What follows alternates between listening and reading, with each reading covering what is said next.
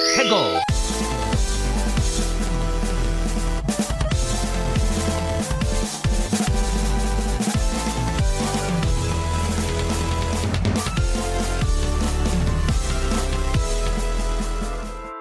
Hello and welcome to another episode of Ferret 64 with me, your host, Yemmy the Ferret. Everyone is doing good this week, I hope. Have a happy Father's Day if you are a father out there. I had a pretty good day myself. We went to go see Kingdom of the Planet of the Apes, which was pretty good. I really enjoyed it. Then we had some dinner, you know, the basic stuff. But I hope everyone else out there is having a good week or weekend, whatever day you are listening to. Ferret 64 is, of course, the one-stop shop for video game news, occurrences, first impressions, and so much more. Last week's episode, super duper long. Let me tell you, folks, if you listen to the whole thing, give yourself a pat on the back. It was a long one. I'm so glad that I took a break to do the Xbox showcase later on in the day that I recorded that, because I felt I heard it in my voice. I was a lot more like ready to go than after spending 2 or so hours talking about the recent announcements. But we're not done with announcements yet. There were 2 more shows that happened post the Xbox Game Showcase that I want to go over. So let's go ahead and start with those. What was announced at that game showcase? Alright, so the Ubisoft Forward happened this past week. It happened on the Monday after the Xbox showcase, pretty much a day later. And I was very interested to see what else they had to show off besides from just Star Wars Outlaws and Assassin's Creed. We knew that there would be some X-Defiant news in there, of course, but everything else was kind of, we weren't really sure exactly what they were gonna show off. Well, it turns out that there really wasn't much else that they had to show anyway. They could have literally just started with Star Wars Outlaws, did a little sizzle reel in the middle, and then boom, bada bing, went right into Assassin's Creed Shadows, because everything in the middle between those two things was kind of disappointing or not really worth even talking about. But hey, I'm a man of the people, and me, myself, and I gotta bring you the news and the stuff like that. So let's start with what they started off with, which is Star Wars Outlaws, which had a pretty lengthy showcase, if I remember correctly. And I mean, for what it's worth, it looks good. I mean, the world is really detailed. It seems like it's going to be very interactable, and they already started off with something that was better than Starfield, where they took off from a hangar and they went into the outer space and they started shooting ships, and then they flew towards the planet and landed on the planet. Now, of course, you can't land anywhere you want, like in No Man's Sky, but it's one of those things. It's like, okay, Star Wars Outlaws didn't have to promise like this crazy, in-depth, realistic experience like Starfield did.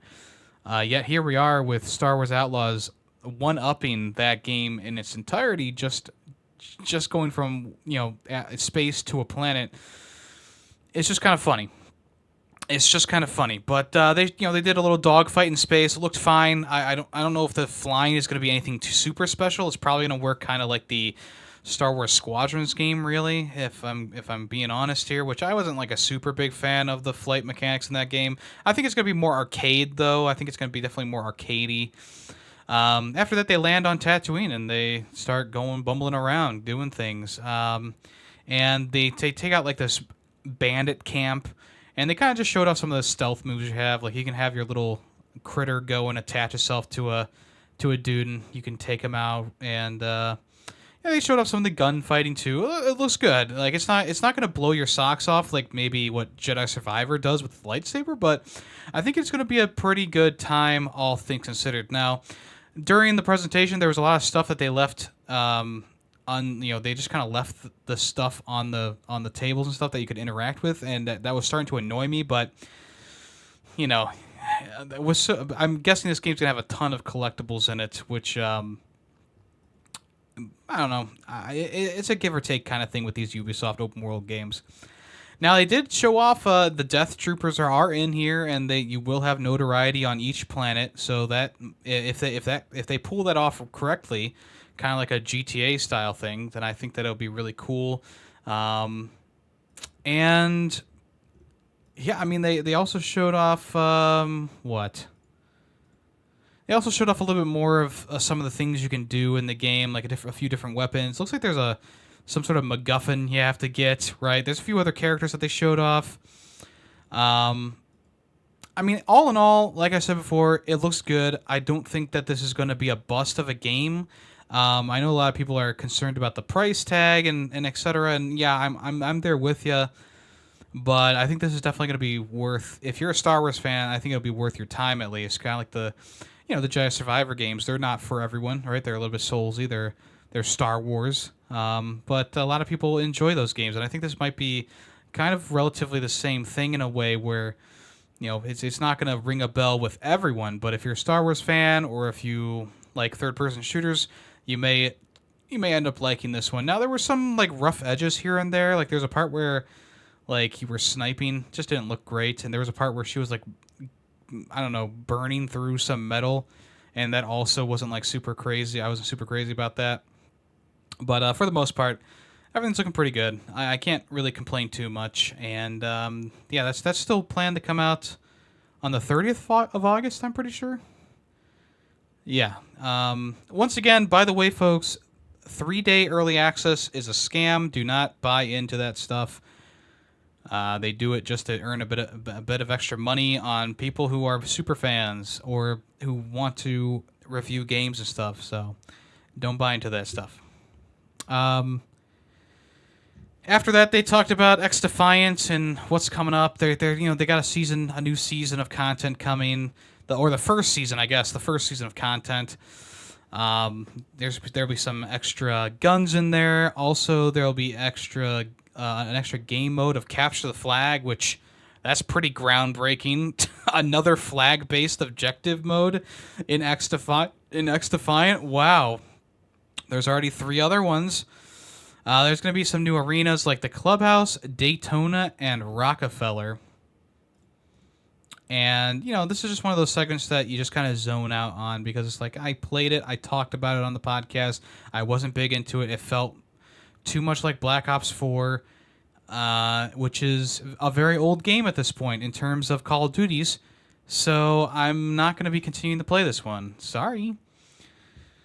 They also had a segment or a whole section about Prince of Persia. They went over a new update for the Rogue Prince of Persia, which included a new area. They also talked about the new story DLC coming for Prince of Persia: The Lost Crown. You'll be doing some new divine trials as well in an update, which all is fine and dandy. And then the big reveal: the Prince of Persia: Sands of Time remake was well, they didn't show it. They had a little CG trailer with a candle reverse melting, and it showed the title of the game and then the date 2026, and the audience went crazy. And I'm not implying that they were paid off to clap at everything that happened, but it was one of those shows where the audience just clapped after everything or went crazy after everything, no matter how small of a fucking reveal. And this was the point where I was like, this is annoying. This is the point where I said, wow, y'all are clapping at a 2026 release window and no gameplay footage for a game that was announced in 2020. So that just really, I mean, the whole like little thing, this whole section just kind of rubbed me the wrong way because it's like, okay, we're celebrating Prince of Persia. Here comes the Prince of Persia Sands of Time gameplay we've been waiting for. This, we're gonna see the new graphics and the new blah blah blah. Nope, nothing at all. This is literally nothing. This date could change. It could be late 2026. We don't even know like a time period for this. Early, late, mid, summer. I don't know. Nope, don't know. But hey, let's go crazy. Let's go crazy clapping for this.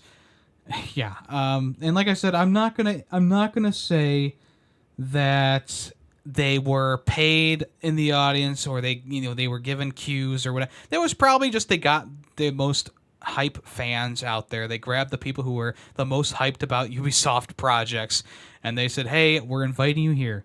So go crazy, go nuts." Next up, they had a segment for Skull and Bones Season 2. And look,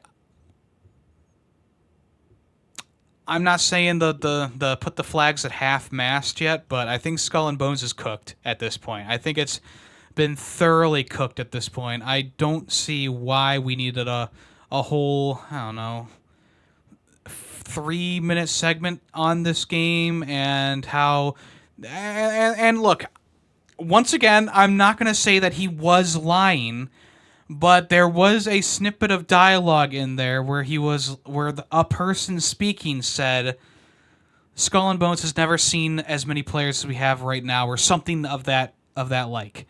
And I think we can all say, even if you don't even follow Skull and Bones, you can say, yeah, that doesn't sound right to me. With the new season of content, they're bringing in a new ship. They're bringing in some like a megalodon or whatever that you can fight. There's like a new pirate captain to go against with new ships and stuff. There's a summer event that's happening where you can like race your friends or something like that in your ships. But once again, it's like, okay, once you get top speed, it's all about stamina management, right? So you're just feeding your crew mangoes or whatever to live. I guess there's going to be some sort of fleet management system, which may, if it's like the Assassin's Creed fleet management system, might be kind of cool, but doesn't seem like it. They're supposedly fleshing out the PvP modes. They're giving you new ship upgrades. I'm sure it's going to take hours and hours of grinding to get anything done in this game still. They also teased the next season, which is supposedly going towards a more Chinese theme. There's like a flying dragon, but that's the next season. Getting you hyped for the next season while the second season is just coming around, huh? It's just one of those things. The last time I played this game, I tried to do the PvP stuff. No one showed up for the event. I won, because the events are pretty much just like taking over territory and boosting your production of like illegal drugs or whatever. And yeah, I won soundly because no one else came. Every time I did like an open world event where there was like a ship that you had to take down with multiple people because it was so difficult, I tried to do it myself. I wouldn't be able to get it done because I didn't have enough firepower as one lone ship. And every so often, like one other person would swing by and just pass me by while I was doing it. It was one of those things. It's like the community aspect is gone. It was blooming in like the first week or so, and then it's just gone. And it's unfortunate. And I still don't know if they have the chat system up and working yet. I haven't looked into that. But for the months that I had played this game, the chat system did not work at all. So I don't know if they fixed that yet, but the main thing that I want to say is that Skull and Bones had potential at one point in its life, and when it went to a live service model, that is where everything went downhill, and it's just a very boring and grindy experience once you get done with the main story quests. They don't even unlock the entire map for you, so it's just a very disappointing game. And having this have a showcase at the Ubisoft Forward, I understand that they're trying to get people back into the game, but I don't think it's going to work, unfortunately.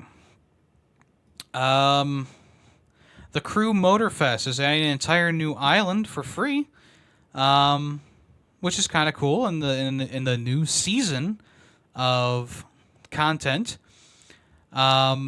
They also, I guess, showed off that some new content was coming to For Honor, which is like kind of crazy that they're still adding new stuff to For Honor. That game came out in 2017 at this point.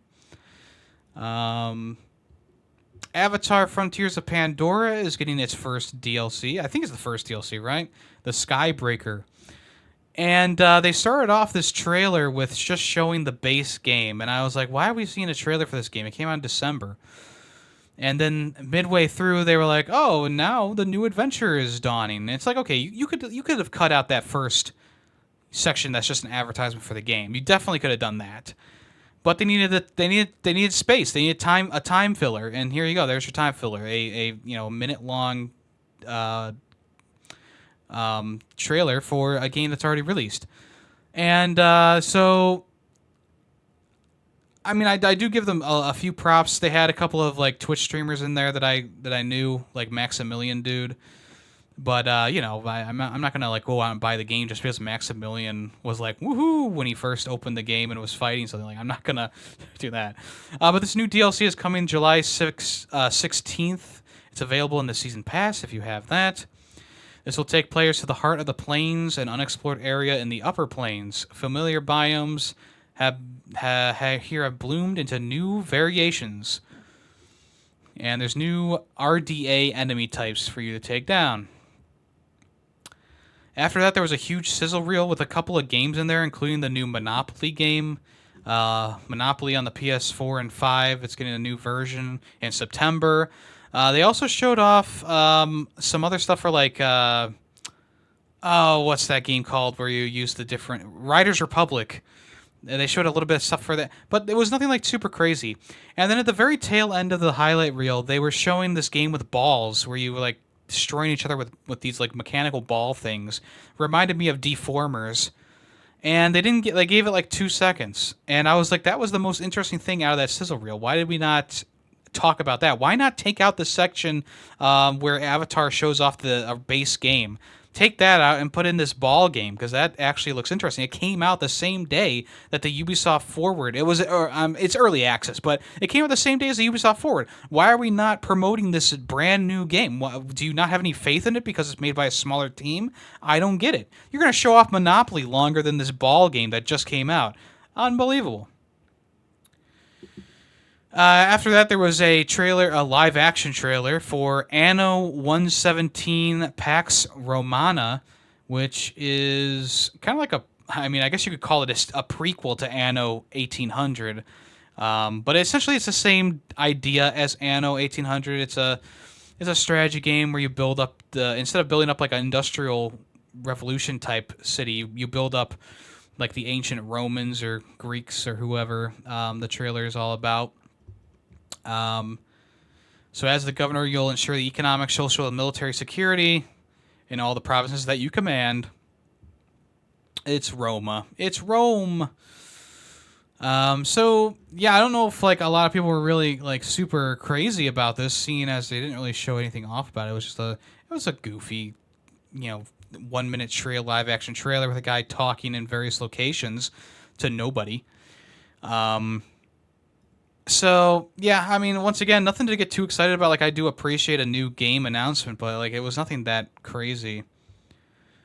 But after that is when Assassin's Creed came out. They did a 13-minute gameplay showcase, which I thought was decent.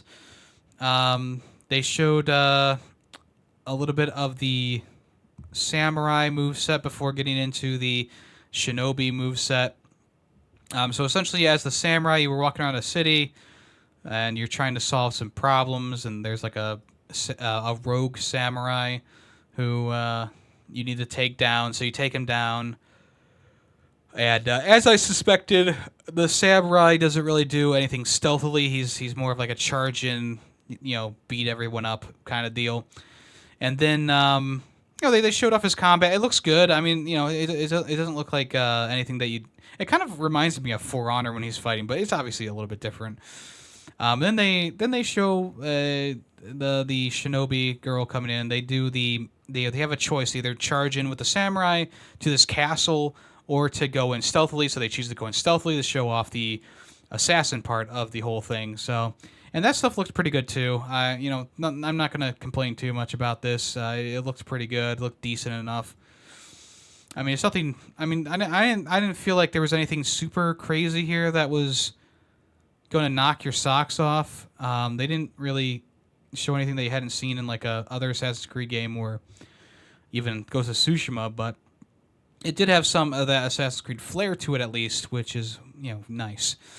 And once you assassinated your target, you had to fight your way out a little bit, which was fine too. And at the end of that, they just kind of talked about how you would play through the game in all the different seasons and et cetera, et cetera. So I don't think it looks bad at all, but it definitely I mean, the show as a whole definitely did not get me out of my seat, excited. I really felt like this show kind of wasted your time because in between these two big games, they just had absolutely nothing. They really did not have anything to show. And did they have a couple announcements here or there? Yeah. Were they big enough for me to go, wow, that was worth watching this entire thing for?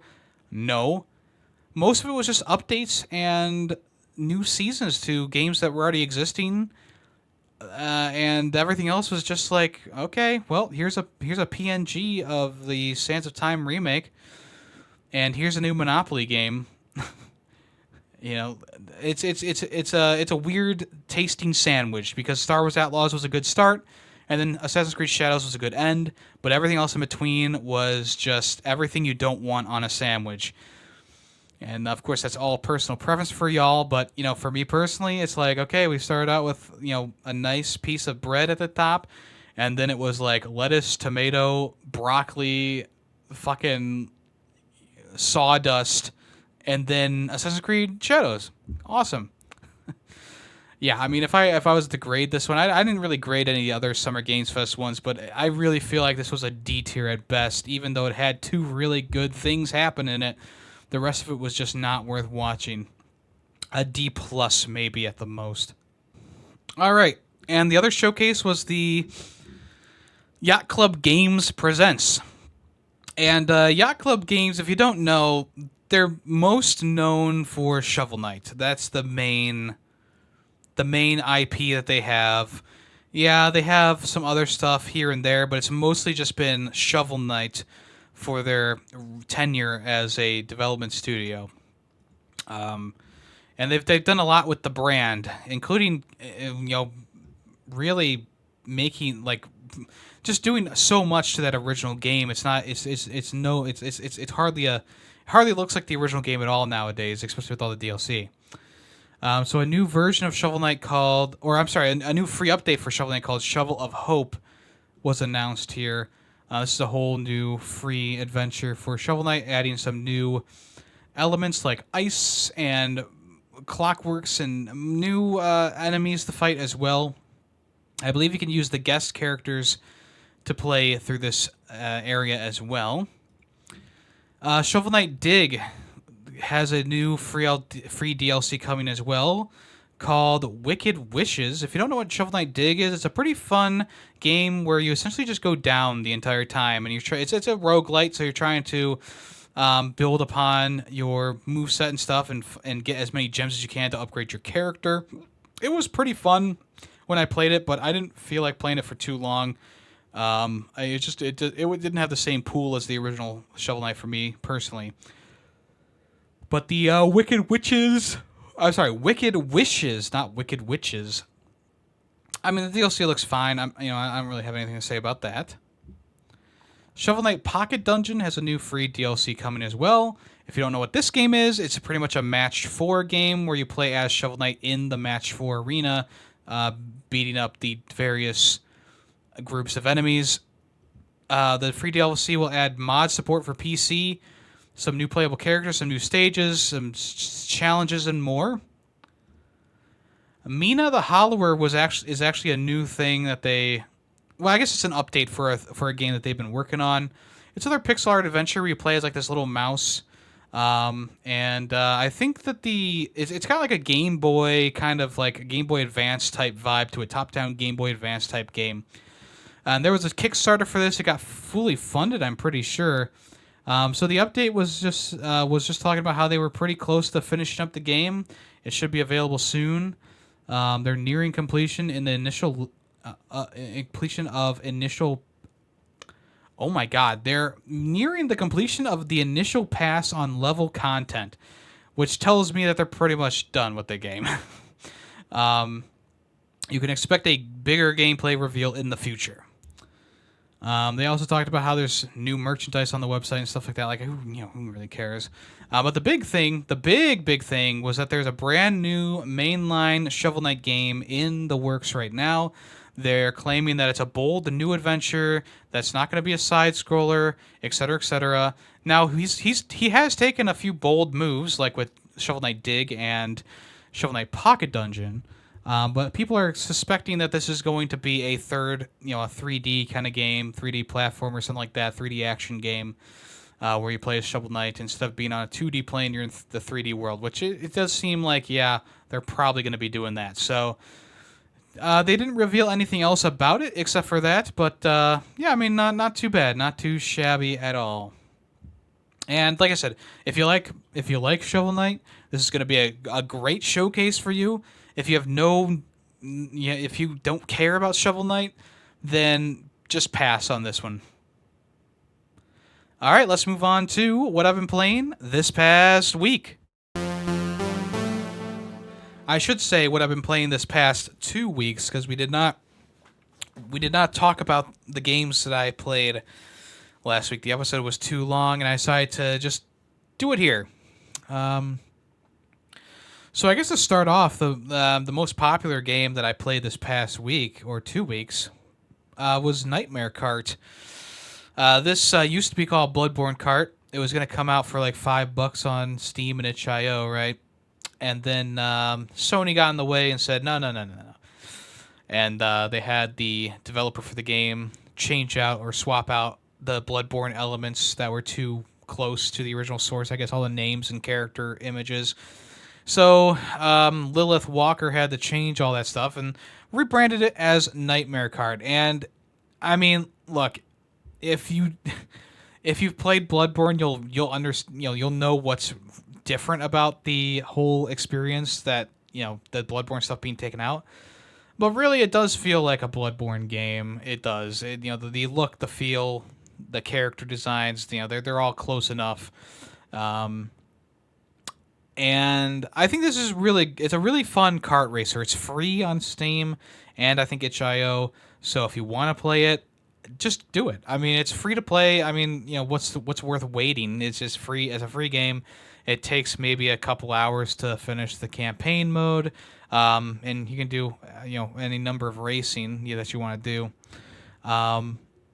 Personally, I do think that the Bloodborne demake is a better package altogether, which is I don't think that's any news to anyone out there. I think that that Bloodborne demake was just so it was just a really cool experience, right? And not to say that this Nightmare Kart isn't a cool experience. It is a really cool experience. It's got some nice flair to it. It's much more than just like a Mario Kart type game. It's got those Bloodborne elements mixed in, and some people would say that maybe it's a bit too much.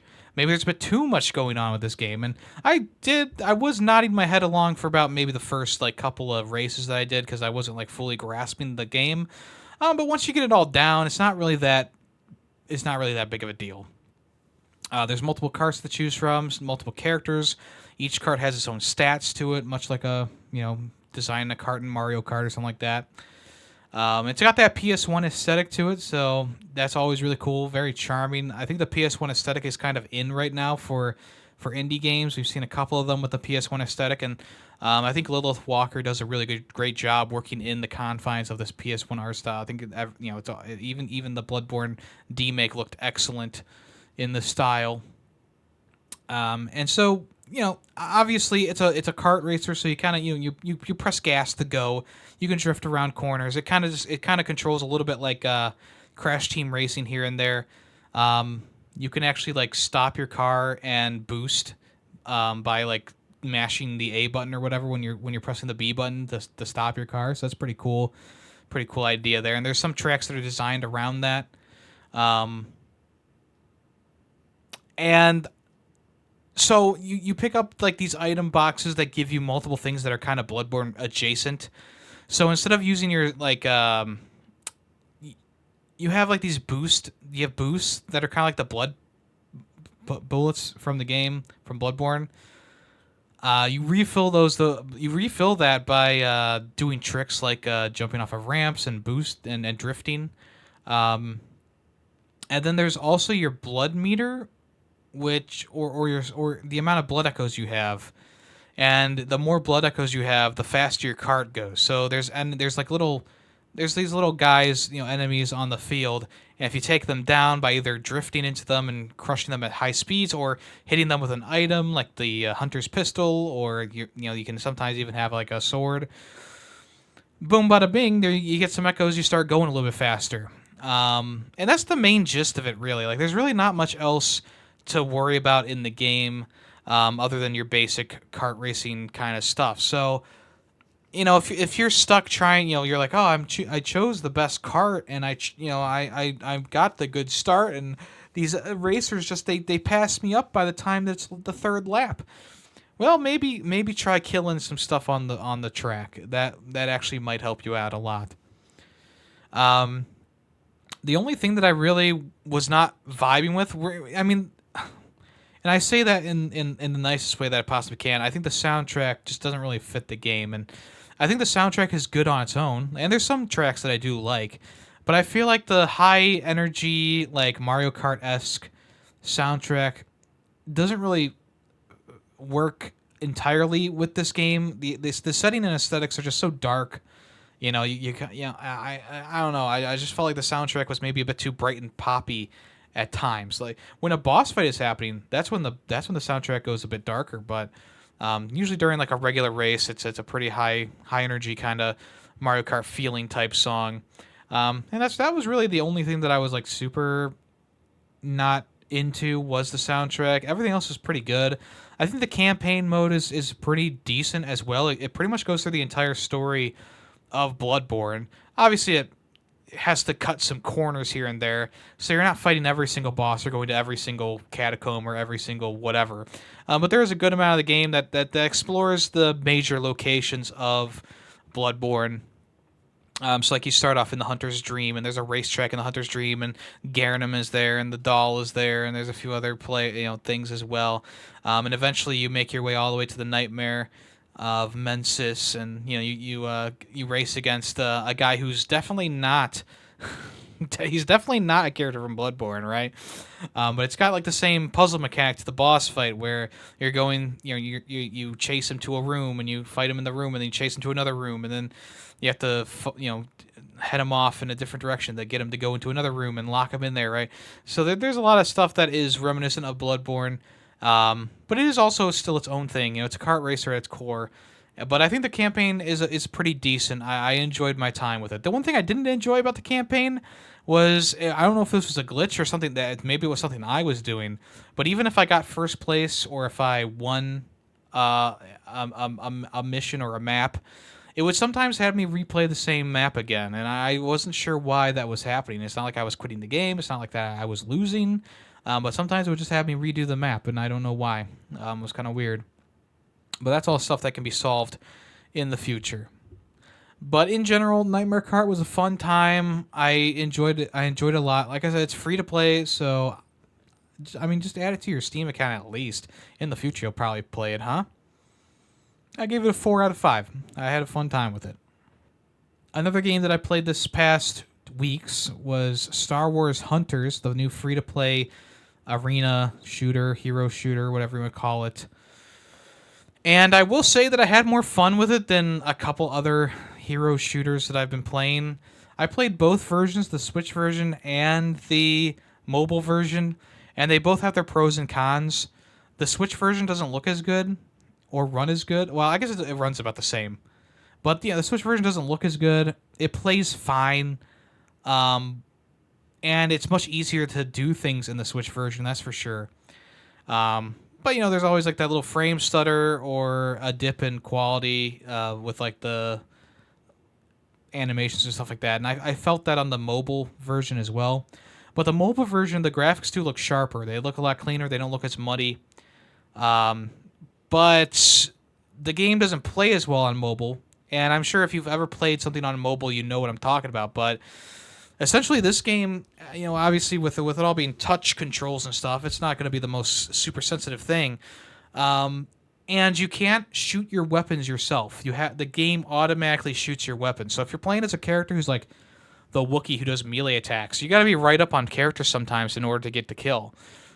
And so I mean, it was fine for a shooting character. I didn't think that it was like terrible, but there were some times where it's like I have a shot. Why isn't my guy shooting? And that's because the AI or whatever that controls that in the game just didn't register it for whatever reason. And I mean, I never really die. Like I think I died a grand total of like 4 times while playing Star Wars Hunters in total. Like it was such an easy game to get a hold of and just beat down on people in, because most people are playing on mobile. And when you play on the Switch, those people who are on mobile have a major disadvantage. And there are people who have found this out, and they are exploiting this fact. But yeah, I mean, I played the Switch version 90% of the time, and I had a much easier time getting kills. Like there was one time I had 15 out of 20 kills in a match. And on the mobile phone, like on mobile, I would get like 3 to 5 because it was more difficult to, aim around and do stuff. But when you're using an actual Switch, like a Pro controller, and everyone else is using a mobile controller, that just gives you such a big leg up in the competition. It's almost, I mean, it is unfair. It's not almost unfair. It is unfair. So yeah, I mean, you just decimate the competition because what are they going to do? They can't do things as fast as you. They won't have the same reaction times. They can't shoot their weapons as fast. It's just one of those things that like it's a big disadvantage to be playing on the mobile version of the game. And I just found the game to be way too easy. You play as a Sentinel character. They give you that character as like the second character unlock in the game, and that's like the character. That's the only character you'll need to ever use. They are overpowered, and they give it to you on the second. I mean, the first character is also kind of overpowered as well. The Wookiee character can be overpowered too. I mean, it's just one of those things. It's like I was enjoying my time with it enough, but it's not something that I'm gonna keep playing over and over and over again. There is a stopping point for me, and the stopping point was after I unlocked the sniper character. I said, okay, I think I'm done with this. There was a way to unlock characters pretty quickly per se, but I could definitely tell that it was starting to slow down in terms of progress with that kind of stuff. I started out where I was unlocking like a couple, pretty much a new character every time that I played the game, and then it's turned into more like, oh, every 3 times you play the game and you play for a couple hours, and then it was like no characters unlocked in a couple hours. It's just one of those things that I can definitely see the grind starting to set in. And they of course put like the most interesting characters, like the Jedi Hunter Sith character and the Bosk type character with a shotgun towards the end, because they want you to buy them with real money instead of earning your way to get them. And kind of the same problem that Multiverses has, this game also has, where it's heavily monetized. I don't think there's any skins that costed $40, but there was a good amount of money you would have to throw around to unlock characters early or unlock these little skin sets. And of course there were ways to get stuff for free, and there's a season pass that had free stuff in it, but for the most part, when a game starts to monetize that much, it's using it as a crutch instead of like as a like a fun thing that you can use. Like I guess you could say Fortnite is one of those games. It's like, hey, you can buy a skin. It's not it's not gonna be worth too much, but yay. And Star Wars Hunter is like, that's the only aspect of the game. There's the multiplayer, and then there's buying stuff, and it's just like, okay, that's a bit of a hollow shell of a game right there. And in the end, I gave it like a 3 out of 5. I don't think it's the most terrible thing in the world, but definitely does not have longevity in my eyes. And that was pretty much all the new games that I forgot one. Let's talk about it. Willy's Wonderland, the game. This joke of a game, it's pure comedy. It's just it's a waste of your $5. If you like the movie Willy's Wonderland, like myself, just go watch the movie. Like don't play this garbage. It's a the game is a 2D beat 'em up. They couldn't even get the likeliness of Nick Cage or the side character in the movie. So you're playing as generic, guy with blonde hair and generic woman with black hair, and they both have the same movesets. So there's no difference between the two of them, and it's just a low effort, horrible feeling 2D beat 'em up. And you go from stage to stage. You beat a boss at the end of each one, and eventually you get to the last one, and it's done. And the boss fights are designed so poorly, their moves don't go off correctly. There was one, the final boss fight glitches out on you. When it tries to do a specific move, which makes it a lot easier. Um, and it's not like there's any like items you can pick up off the ground, like hammers or crowbars or anything like that. Nope, nothing. Just your bare fists. The game also seems to be wildly unbalanced in terms of like enemy variety, like not variety, but like enemy placement. There's some enemies that they just hit you no matter what. There's these ones that have like a drone that shoots you, and it just automatically. I could not find a way to get around it and not get knocked down. I tried blocking, I tried sidestepping, I tried to go up and down. Nothing was working. So I ended up just going for them first and worrying about everyone else later. The game should be a cartoony 2D style. That was what I was hoping for, like how the characters look in the game when they're like on a poster or something like that. But no, it's an ugly CG, like 3D model kind of thing. They look ugly. The normal characters look like it all just looks ugly. It's just so ugly. And to top it all off, I'm pretty sure this is speculation, but I'm pretty sure there was AI usage for the cutscenes because the characters looked nothing like the characters from the game, and it just had that whole like AI feel to it. So that's my reasoning for saying that. It's $5. Save your money for something else. It's not worth your time. Even if you love Willy's Wonderland as an IP, this is definitely not going to be worth it to you or to anyone else out there. Skip this one, miss this one. It's a 1 out of 5 at best. Probably a half a star if I was being mean. And if you're a developer listening to this, I'm sorry, but this was not it. This was not it. Okay, let's move on to some games that I've been playing that are not brand new, but, I still would like to talk about them. Starting off, finished a game called Alleyway, the Game Boy game that's on the Nintendo Switch Online service. It's pretty much Breakout, but, has some Nintendo stuff in there. The game is fun. It does exactly what a Breakout game is supposed to do. But it does get boring because the levels, even though the levels don't repeat per se, the themes of the levels repeat. So it starts off with the base level, then it's a moving version of the level, and then it's a not just like a side to side moving, but the level moves down. There's a whole nother section to the level, and it's the same thing every single time. And it just got really tiring by the end of it all. I mean, there's like 25 levels in this game, and I was really starting to get bored about 10 levels in because it was all the same concept over and over and over again. There's some bonus levels that are kind of fun. They made the blocks look like like a Koopa Troopa, a Goomba, Bowser, etc., which was fun. I like that. All in all, though, I mean it's worth playing a little bit of it. But I mean if you're going to if you want to play the whole thing, strap in and get ready for a pretty boring time once the gimmick of the game runs its course. Sherlock Holmes: The Devil's Daughter. This was the second game chosen for our summer games backlog bonanza. And it was pretty good. I found myself enjoying the game. Not like a super lot, but I was enjoying the game enough. The different cases and detective work you had to do was good. Now, I haven't played any other Sherlock Holmes games, so I probably should have played the Crimes and Punishment game first before this one, because I believe they tie together.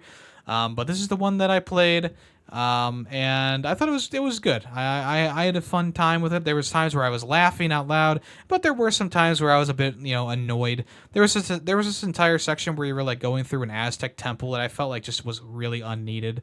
There was a few other minor things about the game that I kind of was picking at. But for the most part, I think it's a little bit bizarre at times. I think it's really goofy at times. And I think that the cases in general are well done. And getting to the conclusions, there's multiple ways to get to conclusions. I like that too as well. And thank goodness for the skip puzzle button, because we would have been stuck on this game a lot longer if I couldn't skip the more obscure puzzles that they had in it. I believe I gave it a B tier. Wild Card Football. I've had this in my Steam account for, I don't know, since last year, right? Maybe not. Anyway, it's bad. It's terrible. It's poop. I hated it. It feels bad. It plays bad. It doesn't have any game modes associated other than like quick play, which is crazy. I guess there's the franchise mode too, but who cares? The game just it was bad. It's bad all around. I hated the game. It's disgusting to look at. Like the character designs are just so terrible. They look nothing like the characters, the players, and yeah, it's one of those games that I had a bit of high hopes because it was something different rather than just another Madden game, and it turned out being probably worse than most Maddens that I played. So that's unfortunate. Sneak King, the Burger King game. They actually had these for sale at Burger King locations, and it's not a rare game by any standard. It's not a good game by any standard either. It's a bit bizarre. It's a very creepy game too. Like you had the Burger King himself tiptoeing around and giving people food from his underloins. The game really loves to waste your time too. Like there was so many moments where like you were like on a time limit and the characters around you were getting hungry and you had to go feed them, and he was just like doing his dance for like a full minute straight. And I think it was Lukester in the audience who was like, "Well, this animation takes 30 seconds each. 30 seconds, and getting inside the box is 15 seconds, and getting out of the box is 15 seconds long." And it's like, wow, that really just adds up. It really just fucking adds up. And by the time, like, it started out kind of charming, like, oh, it's kind of goofy. I'm into this. By the time we were at the final level, which is four locations, I was done with it. It didn't do enough to change itself. It didn't add any new mechanics. It just was the same thing over and over and over again. And those long animations and everything else was just building and building and building. And I finally just said, all right, we got to the last level. We completed a few challenges, and we're done. We're out of here. Ended up being a D tier. Probably could have been an F tier, honestly, but it's playable. It's kind of got some charm in there. It's a little bit fun for like 5 to 10 minutes. But if you're going to be playing this game for the long term, going for like 100% for whatever reason, it's going to be a terrible experience for that. I finally played Parappa the Rapper Remastered. I've had this game in my PSN account for quite some time, and I just never could really get with it. And maybe I'm just not hip with the Parappa games, but I was cruising through like the first 3 songs. I was getting cool scores and whatever. And then the 4th song came along, and I was stuck on that song for like an hour straight. And it was just I don't know why. I played through the other songs again. I did perfectly fine, and I get to this 4th song, and nothing was working. And then the 5th song and the 6th song were kind of the same way, where it's like, why is this not working anymore? Why can't I get the timing of these things anymore? It didn't make any sense. What I ended up having to do was to mute my audio and just focus on the timing. It was such a difficulty spurt that it was crazy. All of a sudden the game wanted me to be pinpoint accurate, and I just was struggling getting pinpoint accuracy on these things. The final song was a bit annoying with the ending section because you needed to kind of like predict the next note in the song, which was really annoying.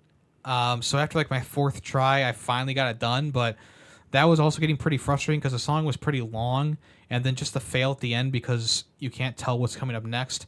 It's just a very grueling game towards the end, and I just was not really crazy about that. Also, I really didn't like the character designs, the paper-thin character designs. It just doesn't. I don't think it works for this game, but that's just me personally.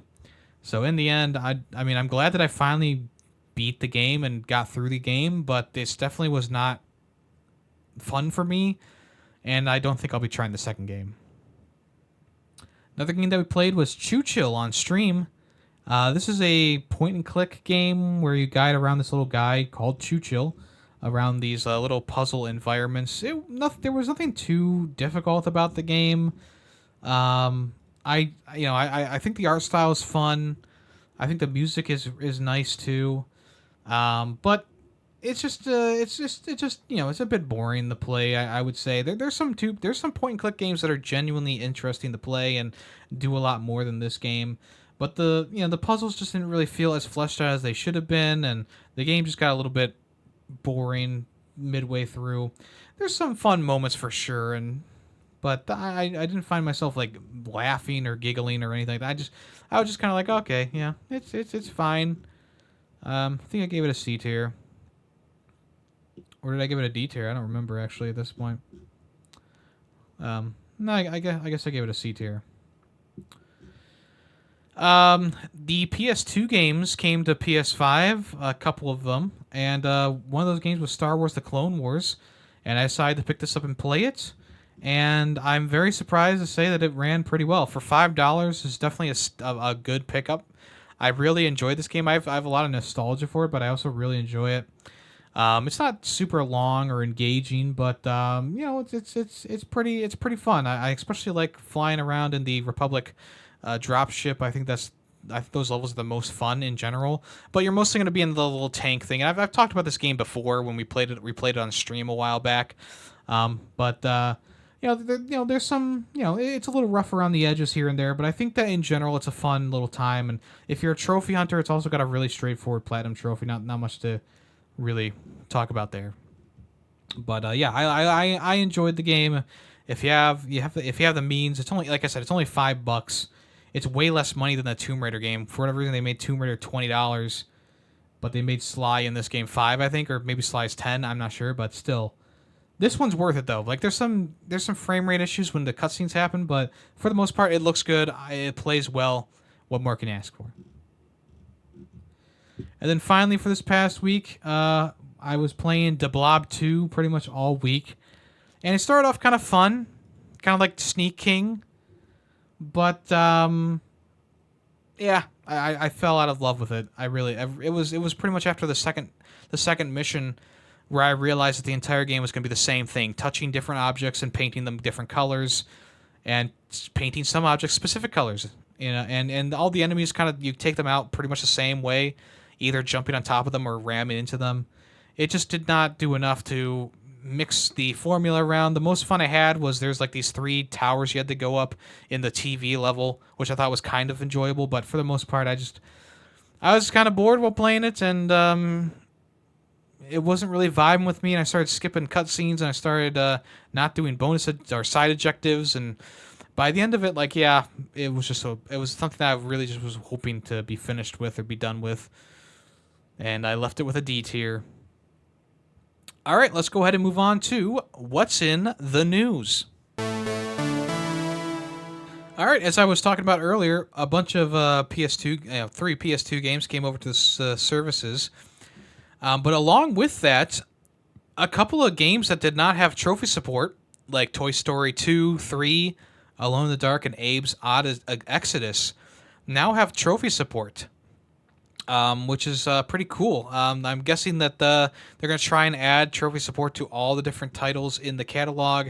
I'm sure there's still more that don't have trophy support to them, but that's pretty cool. I like that idea, and I think that it also gives you a reason to go back through some of these games. Like it's not like I wasn't going to play Toy Story 2. Buzz Lightyear to the Rescue ever again. That's one of my childhood games on the N64. But the allure of trophies being in that game, like, oh, okay, all right, you got my attention now, Sony. But yeah, I think this is a good idea. I'm sure that they're trying to get every game coming to the service to have trophy support, because that's obviously a big part of the PlayStation community is hunting for trophies and getting the precious platinum trophy. We'll see if more games start to get more, some other games that didn't already have the trophy support getting them. And we'll wait to see in the near future if any more do that. Astrobot is coming around, and there is going to be over 150 PlayStation character cameos in the game. It's been revealed. Which is a lot. That is a lot. I think that's more than double or about double the amount that were in the original Playroom game, Astro's Playroom. And yeah, I think that the little astrobot things like that was that was one of my favorite things about the original game, was finding all the different astrobots and trying to recall or think about what game they were trying to emulate, whether it be something more well known like God of War or The Last of Us, to something more obscure like Parappa the Rappa, or they had like Ico.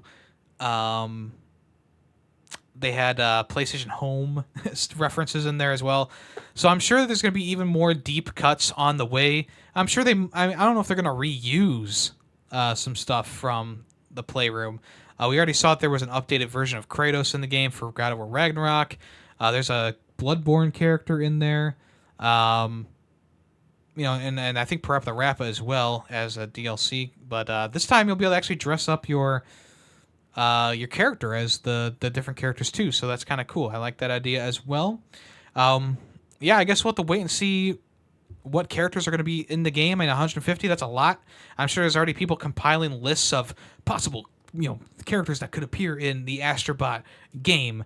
And there's of course a lot that are probably going to be like, no-brainers, Nathan Drake, probably one of the infamous characters, or if not all of them, whether it be Cole or the Desmond, what's it? Whatever the latest guy's name was. Yeah, definitely. I think there'll probably be a multiple versions of Kratos in there as well. I would think like there's gonna be the old version and the new version. Probably Last of Us, definitely Last of Us characters from Part 2 and 1. Ratchet and Clank has some new characters now, like Rivet. So there's definitely. I mean, the possibilities are at this point, they're not endless, but they're we have a good idea of what's going to show up. I don't think there's. Yeah, it's just one of those things. Like I don't think there's a way to truly say what all the 150 are going to be right now. But I'm sure there's someone out there who's like, well, if you scientifically do the math and the calculations correctly, then this character is going to be in there. All right. A game called Atui was supposed to be released, I think, in August, right?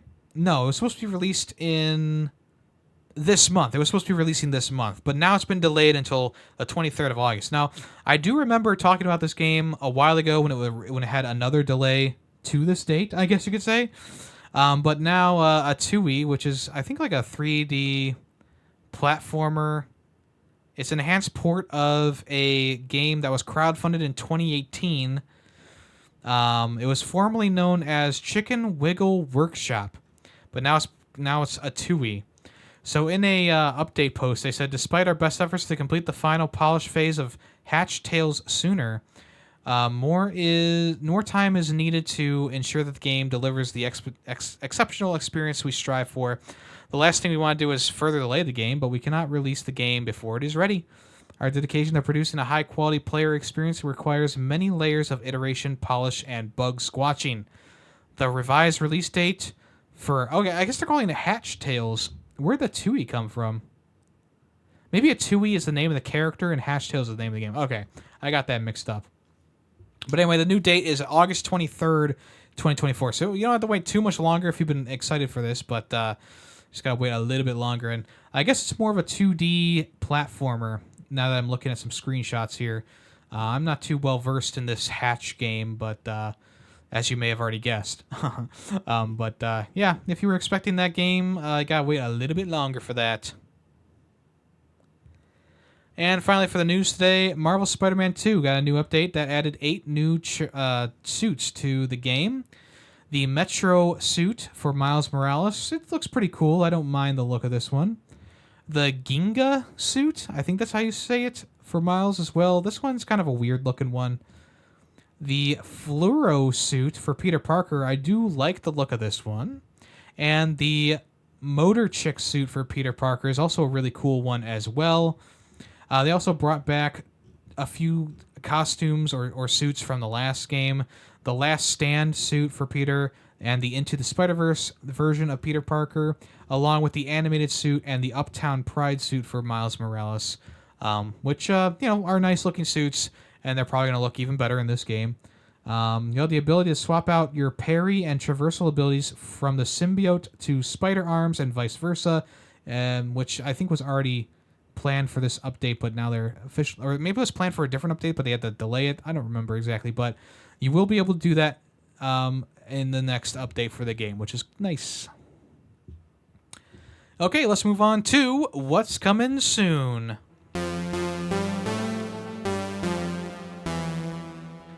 All right, Life is Strange Double Exposure got a live stream showcasing the game and all that. And look, I know I'm not a huge fan of Life is Strange. The last couple Life is Strange games have been a bit of a mess.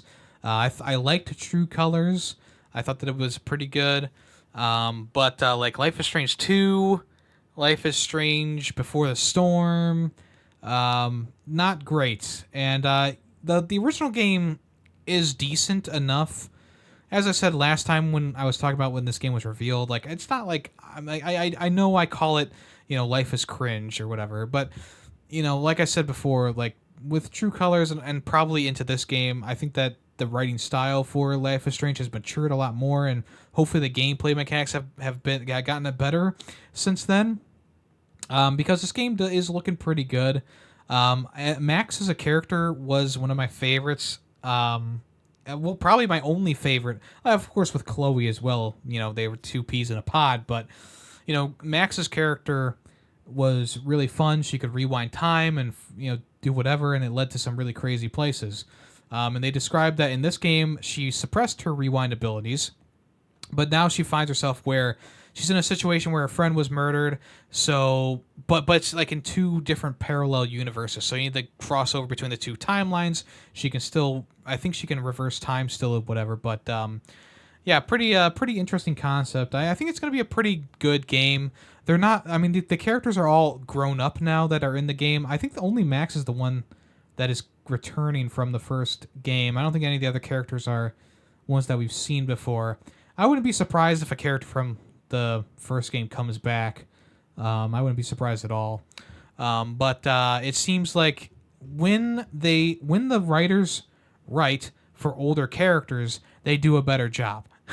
And you saw that in True Colors, and you'll hopefully see that again in this game. There wasn't, like, when I was watching the live stream event, there wasn't anything like too crazy that I was like, oh god, that's not good. I thought everything looked pretty good. I think the graphics for the game also looked nice.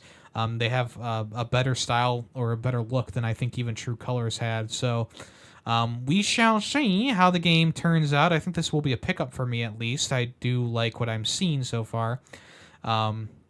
And as a person who played the original game a couple times, back when it was new, when the episodic adventure was releasing, I do at least have some investment in Max's character, and it is strange that Max was not the main character for the Life is Strange series. I don't know why they switched out to the Life is Strange 2 characters and True Colors, even though I enjoyed that one. It's not like, it's like, why don't we have Max back, but now we do have Max back, and I'm interested to see more about this. The release date is October 29th this year, so we'll see how that goes. Metal Gear Solid Delta Snake Eater had its physical editions revealed, and one edition has a terrarium in it, which people are clamoring for right now. So the deluxe, the regular edition or the deluxe, the deluxe edition for the game has. Okay, hold on. Rewind. The European version of the deluxe edition has a patch, a exclamation point sticker, and a couple of art cards, along with a steelbook case. The U.S. Collector's Edition is about $200, and it has pretty much everything that I just mentioned, but there's an extra patch, Snake's ID card lanyard, and the terrarium, as I was talking about. So there's like a tree and a bush, and Snake's hiding behind the bush, and there's like something in the tree.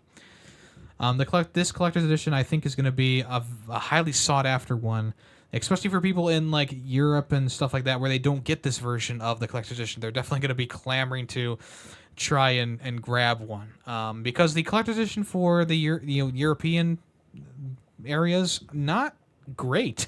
Let's be honest, but the collector's edition for the U.S. era region, pretty cool indeed. If you want to check this out, I believe the pre-orders are open right now for the collector's editions, so maybe check that out if you are interested.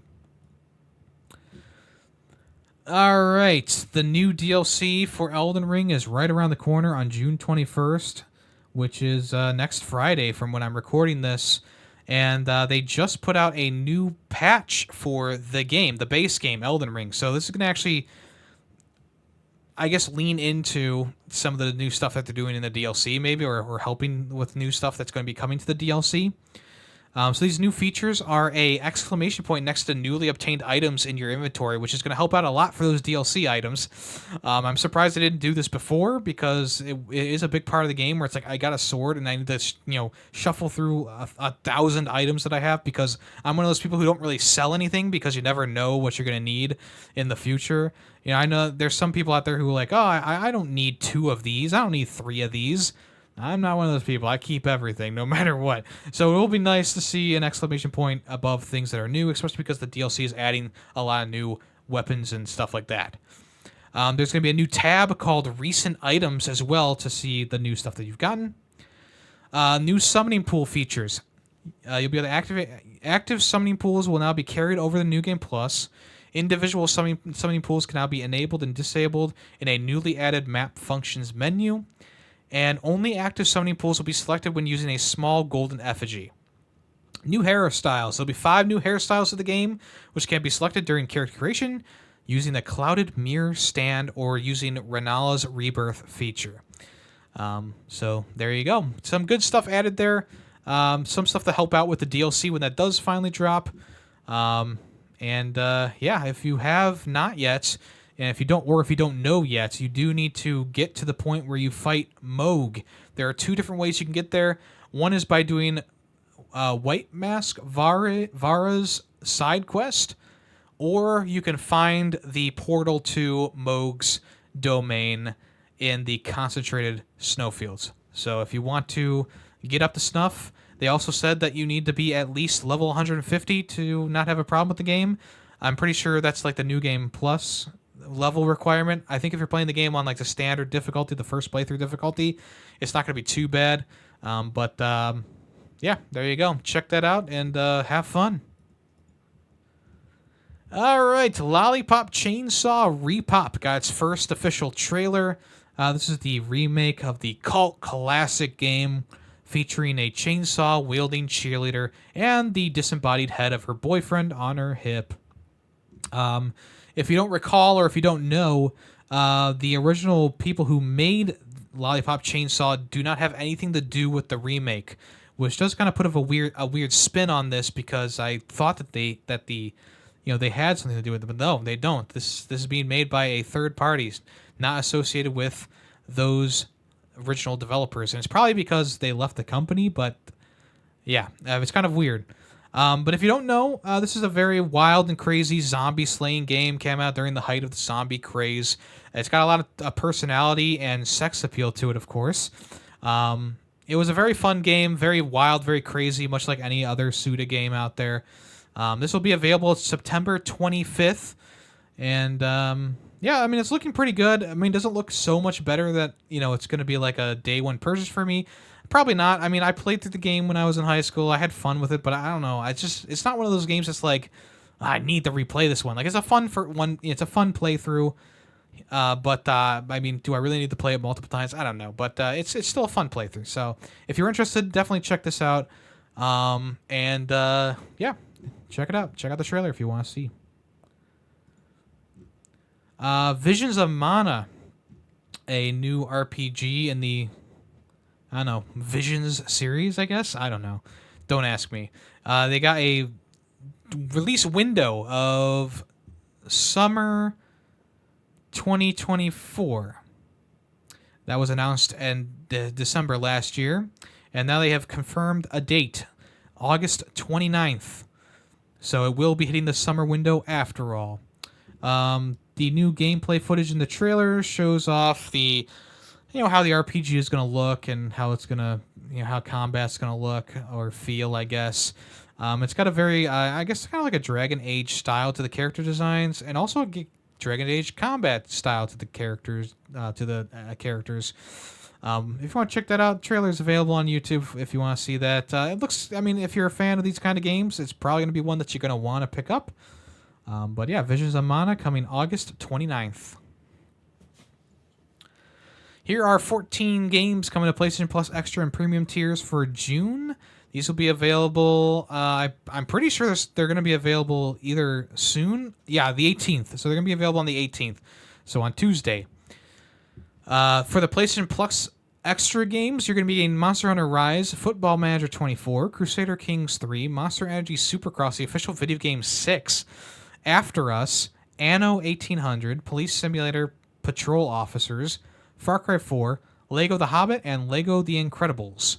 In the premium tier, we're getting our first, I guess not our first, but the Kayak VR game, Mirage, which was really good. I really thought that it was a great experience. Maybe not worth the full price tag that I paid for it, but definitely worth trying out if you have premium tier there. Lego Star Wars 2, the original trilogy on PSP. A very strange and specific version of the game. I would think that they would use the PS2 version of it, but I guess not. But there is a PS2 game coming around called Ghost Hunter that'll be available to purchase or to play in the premium tier. And then finally, we got the last Jack and Daxter game with Daxter for the PSP, which has been a long time coming.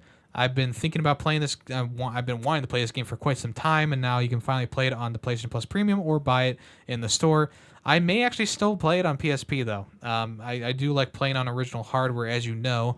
Some good stuff here in the premium tier. For the extra tier, there's some stuff in there I'm sure that people will enjoy. And here are some games that are confirmed for Xbox Game Pass in July. So we have Flock coming July 16th, along with Magical Delicacy. Dungeons of Hinterberg coming July 18th, along with Flintlock: The Siege of Dawn. Then a day later, on July 19th, we're getting Kunitsu Gami: Path of the Goddess. On July 25th, you're getting Frostpunk 2 for PC only. Some good games coming out this next month. I think that Flintlock game looks really good, and the Path of the Goddess also looks pretty good as well. And Flock was also a very interesting idea. I'll definitely be trying that out as well. And then here are 5 games that are already gone from Xbox Game Pass, so you cannot play them anymore as of June 15th. Bramble the Mountain King, High on Life, Rune Factory 4, Space Lines from the Far Out, and the Bookwalker Thief of Tales. So if you missed those, unfortunately, it's all gone, folks. All gone. All right, let's go ahead and move on to the final part here, the closing. And along with the closing, today we have the Song of the Week. If you know the name of the song and the game that's from, let me know either in the comments below and I'll give you a heart and a congratulations, or let me know in the Discord and I'll give you a super reaction. Let's hear what today's song is right now.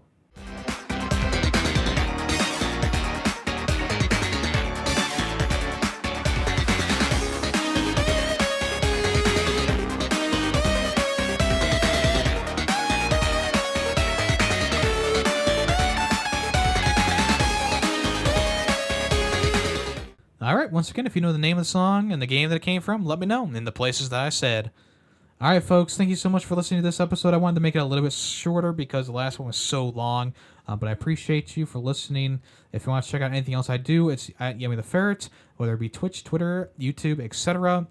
We stream on Monday, Tuesday, Wednesday, Thursday, Saturday right now for our summer game schedule, so tune in the afternoon on any of those days, and I will probably be live. I also run another podcast called Film Freaks with a Z. We recently talked about Inside Out, the original one, right on time for the sequel to come out, which was not planned, by the way, but it worked out very well. If you want, like I said, anything else is all at Yemmy the Ferret, whether it be VODs, etc., etc., etc. All right, folks, have a good rest of your day and or night and or evening and or week. I'm Yemmy the Ferret, and I'm out of here. So long. The Ferret 64 podcast is owned and edited by Yemmy the Ferret. The song Nightshade, used in the intro and outro, is owned by Adhesive Wombat. Small sound clips during the podcast were made by Yemmy the Ferret. News sources include NintendoLife.com, PushSquare.com, and PureXbox.com. All opinions video game related are my own. Thank you for listening.